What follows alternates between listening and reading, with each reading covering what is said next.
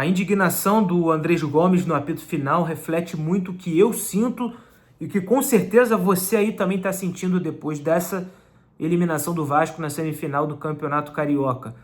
Vasco 1, Fluminense 1, em um jogo em que o Vasco competiu, mentalmente foi forte, mas novamente os erros individuais acabaram com o jogo. O Vasco foi a campo numa estratégia diferente, com David como titular, tentando explorar um pouco mais o corredor direito com o Andrés Gomes, com o Rojas pelo meio, e fez até o meio do primeiro tempo para o fim bem, e o segundo tempo competindo e superior do que o Fluminense. Mas o que aconteceu para o Vasco ser eliminado? Quais foram os erros que o Vasco também cometeu nessa eliminação? Você vai saber no vídeo de agora. Mas se você ainda não é inscrito, recado rápido, se inscreva aqui no canal. A sua inscrição é muito importante para o nosso crescimento. Não se esquece de deixar aquele like. O like é fundamental para que o YouTube entregue o conteúdo para outras pessoas. Também não se esquece de comentar aqui embaixo o que você está sentindo agora. Qual é o sentimento que você tem? Porque o sentimento que eu tenho é de revolta e de chateação. Esses são os dois sentimentos que definem o vídeo de hoje, mas claro, a gente vai fazer análise com o profissionalismo de sempre, mantendo aqui a nossa independência e também, é claro, a análise profissional, que é o que de fato baseia o meu trabalho desde que vocês acompanham em todas as redes sociais, né? É muito importante a gente ter sangue frio para analisar. Mas bom, falando do jogo, o Bruno Lazzaroni escalou a equipe num 4-2-3-1, colocando no lado direito o Puma Rodrigues, no lugar do Paulo Henrique, que para mim fez um bom jogo em todas as fases, apoiando bastante. No lado esquerdo, teve o Lucas Piton para fazer os cruzamentos, para centroavante que não tem, porque o Brenner novamente no ataque pouco produziu, sem conseguir fazer pivô, sem fazer facão, não dando profundidade, mas foi um Vasco que começou o jogo confuso, né? Logo no primeiro lance o Vasco sobe pressão de maneira desorganizada, que eu já falei no outro vídeo, sai o contra-ataque do Fluminense e o Barros faz um pênalti simplesmente infantil. Se você for reparar, publiquei nas outras redes sociais o vídeo, você pode conferir, o Vasco faz uma pressão completamente descoordenada. Piton está na frente, Rojas está na frente, Thiago Mendes também tem uma distância de novo do ataque para a defesa. É um problema recorrente que o próximo treinador vai ter que ajustar como prioridade, não tenha dúvida. O Barros faz o pênalti e aí o René bate errado. Mas o Vasco ainda assim, com erros, problemas nas transições defensivas. O Fluminense acelerava muito do meio para o corredor e do corredor para o meio com as bolas diagonais, principalmente passando pelo pé do Lúcio Acosta, né? E o Vasco no primeiro tempo abaixo, não conseguindo render e foi com bola parada, finalmente com bola parada, que sai um gol do Vasco. Cruzamento do Rojas, Saldívia vence o duelo aéreo e no rebote Robert Renan faz o gol. E aí vai para o segundo tempo, imaginei que o Vasco fosse baixar as linhas, descer para sair um pouco mais no contra-ataque, não. Continua em cima, tendo volume, finalizando, teve uma finalização com o David também, mas ainda assim não foi um jogo em que o Vasco foi completamente organizado em todas as fases e eu, sinceramente, não imaginava que fosse ser assim.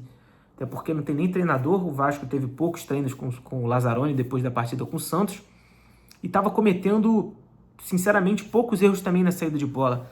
Saindo muito mais longo, evitando esses passes curtos, para que não conseguisse girar sem a pressão. Então, foi um jogo que o Vasco errou pouco no segundo tempo.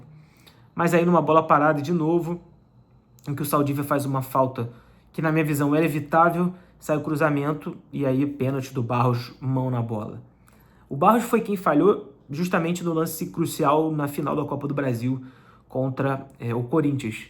O Barros é um jogador que eu sempre disse aqui que está longe, mas longe de ser ruim, mas também está muito longe de ser um grandioso jogador. Eu sempre disse nas minhas lives, nas minhas participações, que ele não seria titular no meu time. Então, para mim, o Vasco teria que ter um outro jogador com o Thiago Mendes. E se vocês procurarem, foi bem antes de tudo isso acontecer, porque é um jogador que, na minha visão, ainda tem dificuldades técnicas com a bola no pé, como volante.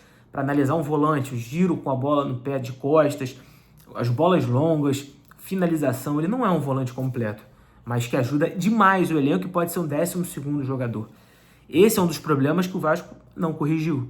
Na janela não contratou um volante à altura do que deveria. E aí, em um lance sozinho, ele mete a mão na bola e o Vasco perde o jogo com gol de pênalti do Ganso. Foi injusta essa desclassificação? Se a gente for olhar que o jogo é composto por 180 minutos, eu não sei te dizer. Se fosse só pelo jogo deste domingo, sim. Que o Vasco, na minha visão, foi superior na maioria do tempo do que o Fluminense. que não conseguiu jogar, não conseguiu ter tantas finalizações, jogou bem abaixo, sentiu para mim bastante a ausência do Bernal, mas aqui eu não estou para analisar o Fluminense. Então seria muito justo o Vasco se conseguisse passar, se classificar nos pênaltis, mas poderia se classificar no tempo normal se o Brenner não fizesse aquela, eu não quero falar a palavra, né, mas não tem como falar, aquela cagada de perder o pênalti, porque ali o Vasco teria grandes e grandes chances de classificar no tempo normal. É uma pena, porque não era ele que tinha que bater o pênalti, e eu falei isso em outros momentos.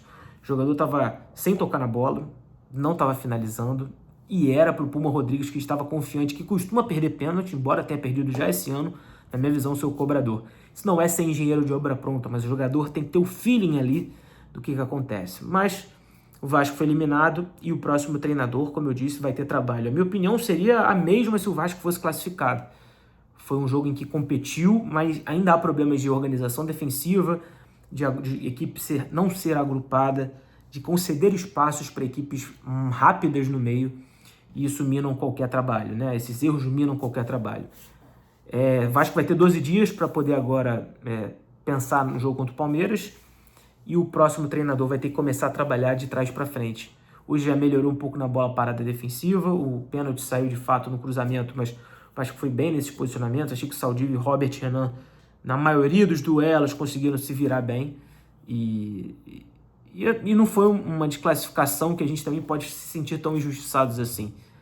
É um trabalho, como eu disse, que está em andamento, sem um 11 titular, sem o treinador e com o elenco, na minha visão, repleto, mas repleto de falhas, tá? A gente aqui não pode enganar. O Vasco hoje foi melhor que o Fluminense, mas em 180 minutos eu não sei se foi. Teve um jogador a mais na primeira parte, hoje teve o pênalti para se classificar e não foi competente. Então, sem competência, meus caros, não tem como dizer que o Vasco merecia passar. Mas essa é a minha opinião, eu quero obviamente saber de vocês aqui embaixo. Comente aqui embaixo o que você achou. Eu, por exemplo, adorei o jogo do Thiago Mendes, novamente abrindo espaço, protegendo, fazendo o time andar, passes curtos, passes longos, gestando jogadas. Achei que o Andrés tentou novamente, mas é muito pouco. O Vasco vai ter um ano difícil, já está tendo, e o próximo treinador vai ter trabalho.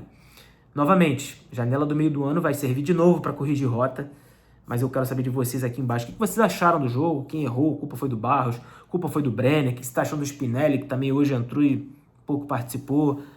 O que você está achando desse cenário? Comente aqui embaixo. É muito importante a sua inscrição, o like. Deixa o like aí nesse vídeo e continue acompanhando o meu conteúdo, né? A gente vai ficar um período sem jogos, mas sempre com conteúdo aqui no canal, análises sobre o Vasco. E esse é o pós-jogo que você está acostumado a saber. Compartilhe nos grupos de Telegram, de WhatsApp, de Facebook.